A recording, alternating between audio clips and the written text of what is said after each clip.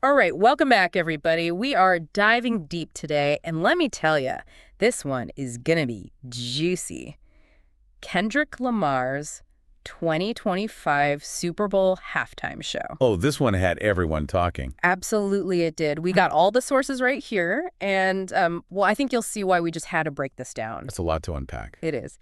There's a surprise guest, someone who used to date Drake. Oh, right. Yeah, plus a diss track, but with some interesting lyrical changes. Oh, and Samuel L. Jackson, dressed as Uncle Sam. Yeah, I don't think anyone saw that coming. Nobody. And Lamar himself called this a storytelling performance. You know, he was on the biggest stage in the world Super Bowl halftime show. Expectations were through the roof. Totally. So, okay, let's just set the scene. Lamar's the headliner, right? SCA joins him on stage, which everyone pretty much expected. They've worked together a lot. They did Luther, and then SCA did Peekaboo solo. Yeah, that red leather outfit she was wearing, saw the photos, definitely made a statement. Oh, yeah, striking. So then we have Samuel L. Jackson out of nowhere, dressed as Uncle Sam. He introduces Lamar right at the start and then keeps popping up during the show. Like throughout the whole thing. Yeah. I thought it was really interesting, almost like a recurring character, adding to the whole visual story Lamar's telling. Right. It brings in this patriotic element, especially with the Uncle Sam costume. Yeah. Makes you wonder if Lamar's playing with this idea of American identity, right? Especially with all the stuff he talks about in his music. Black experience, social justice. Oh, for sure. So the show goes on. He does some hits like Humble and All Right, and then he closes it out with Not Like Us.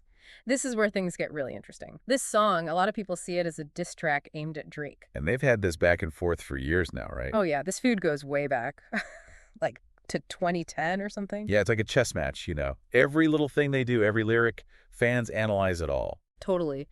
And you won't believe this, just before the Super Bowl, Drake sues his record label, right? He says they defamed him by linking him to that song, Not Like Us. Okay, right. So we need to go back a bit. The Lamar-Drake feud. It's been simmering for a while. We see these little jabs, lyrical references in their music, kind of like a chess match. Exactly. And to make things even spicier, right before the Super Bowl, Drake goes and files this lawsuit against his record label, saying they defamed him by connecting him to this song. Oh, wow. I hadn't realized how close to the Super Bowl that was. Yeah. It's like just days before. And Drake, he's claiming that the label's trying to paint him as a pedophile by using that word in connection with the song. So that's key to understanding what Lamar does next. Yeah. This lawsuit is the backdrop. Huge backdrop. And get this.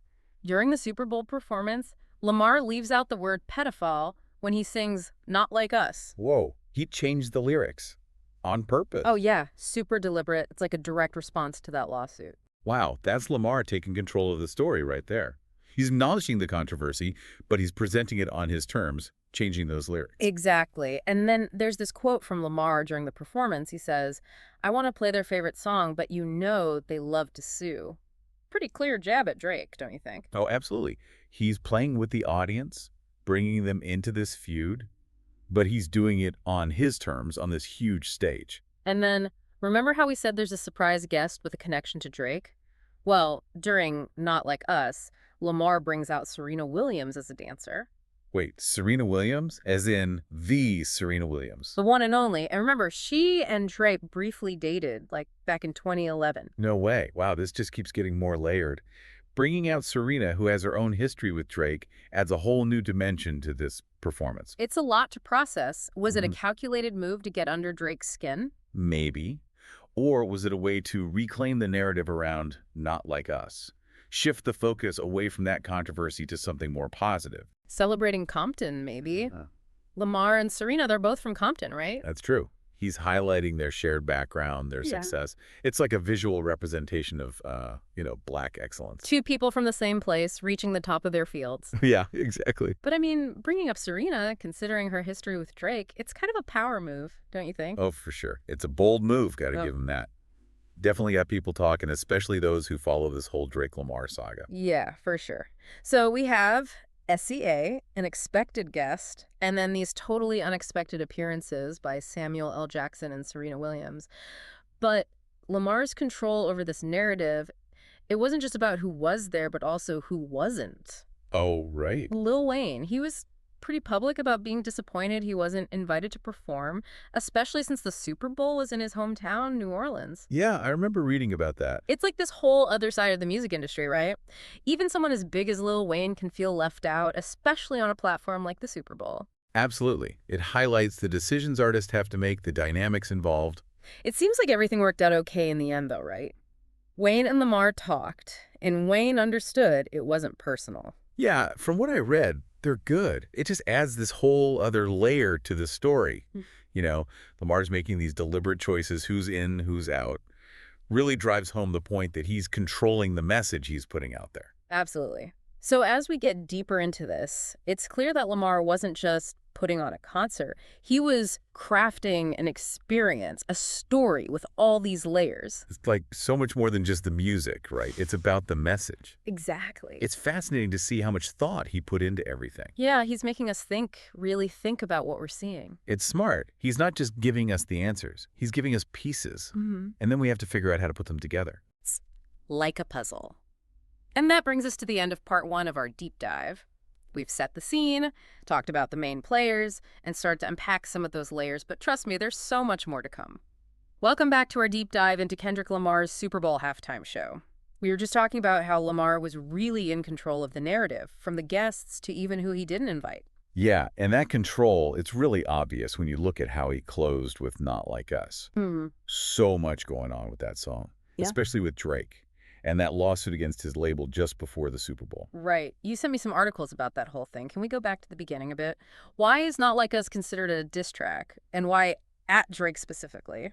Well, musically, it's got this dark kind of brooding energy to it. Totally different from Drake's stuff, which is more, upbeat, poppy, almost like Lamar's making a statement with the sound itself, like it's confrontation. Okay, I get that. But lyrically? That's where the real jabs are. There are lines that, well, people interpret them as digs at Drake's image, his style. Yeah. Even how he's always collaborating with pop stars. It's subtle, but if you know the history, it's definitely there. So let me get this straight. Lamar ends his Super Bowl performance with this song that's basically dissing Drake. He even changes the lyrics, takes out that pedophile word that's part of Drake's lawsuit. And then he brings out Serena Williams, Drake's ex, as a dancer. Am I the only one who thinks this is like next level strategic? No, you're not. It's like he took this diss track and turned it into performance art. He's commenting on the whole controversy the song created. And then bringing out Serena, that just adds another layer, another meaning. It's a lot. Yeah. And we can't forget they're both from Compton. So her being there, it also says something about their shared background, how they both made it, despite the odds. Okay, yeah, I see that. But does bringing in someone like Serena, who's so famous in her own right, does that risk overshadowing what the song was originally about? That's a good point. Some people might say it distracts from the original message, makes it more about celebrity drama than anything else. Yeah, but maybe that's the whole point. Maybe Lamar wanted to use that celebrity aspect, that spectacle, to get people talking, make us think about fame, about power, about how artists express themselves. It's all connected. Exactly. It's a conversation starter. He's not just performing a song, he's creating a moment, using the Super Bowl and its massive audience to say something bigger. I like that. So we've talked about Drake, Serena, and all the choices Lamar made, but let's not forget SCA. Her performance was a huge part of the show, too. She's amazing. Absolutely.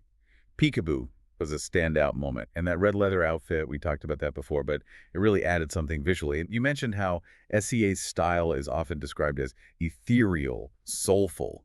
That's different from Lamar, who can be more in your face. It's like they represent different sides of what it means to be a Black artist. And by having them both there, Lamar's showing how diverse, how rich Black music is. And it adds to that whole storytelling thing. Each guest, the songs, the visuals, they all fit into this bigger picture he's creating. He took the Super Bowl halftime show, something we think we know, and he totally flipped it. It wasn't just entertainment, it made us think, made us feel, and left us with a million questions. And that's what a true artist does, right? They provoke, they inspire, they make you look beyond the surface. Totally agree. So as we wrap up part 2, one thing is clear. Kendrick Lamar's Super Bowl halftime show was more than just a show. It was a statement, a carefully crafted experience that made us think about music, fame, and how artists use their voices. It definitely left a mark. And we are back We're wrapping up our deep dive on Kendrick Lamar's Super Bowl halftime show, and honestly, my mind's still blown. All those layers we talked about. I know, right? It's a performance you can really dig into. Like, every single thing, the guests, the songs, it all fits into this big story Lamar's telling. And it's more than just music. We're talking about power, control, how artists express themselves, even fame, how messy it can be. Yeah, Lamar's using his platform to say something. Yeah. That's what makes him so interesting. He's pushing boundaries, making us question stuff. Something that really got me thinking was how he changed the lyrics to "Not Like Us." Do you think that was because of Drake's lawsuit, or was there something more to it? It's hard to say for sure. Some people might say he was just trying to avoid more trouble, with the lawsuit and all, but I think it's deeper. By changing those lyrics, he's saying, this is my art.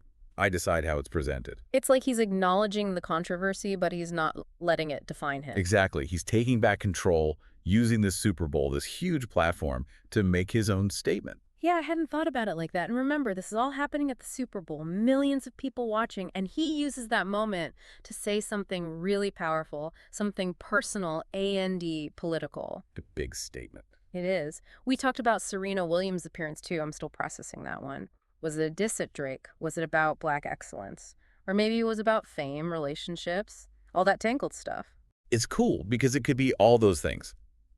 Lamar's great at layering meaning into his work. He's not telling us what to think. He's giving us pieces, and we get to figure it out. And that's what makes it so brilliant. It sticks with you. It makes you want to dig deeper, find all the hidden meanings. It's more than just entertainment. It's like an experience. Mm-hmm. Makes you think, makes you feel. Totally. This whole thing, the performance, the feud with Drake, it shows how powerful art can be. It starts conversations, challenges us, makes us think about things we might not want to. It's definitely not something you just forget about. Okay, so as we wrap up our deep dive, I have a question for our listeners.